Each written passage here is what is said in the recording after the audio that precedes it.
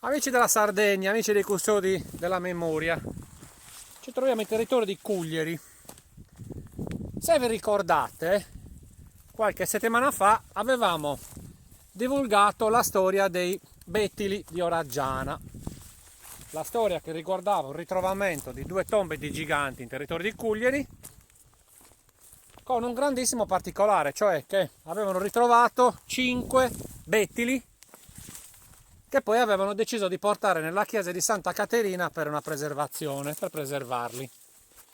Noi pensiamo di aver trovato il quinto, che è rimasto in loco. Il quinto bettile, noi pensiamo di aver trovato il quinto bettile, che è questo. La forma troncoconica non dovrebbe lasciare dubbi. Quindi facciamo un piccolo ripasso. Nel 1960, tra il 50 e il 60, qui sono state trovate 2 tombe di giganti con 5 bettili a formare una sorta di semiciclo alla parte opposta all'esedra di una delle 2 tombe. La prima è messa malissimo, l'avete vista.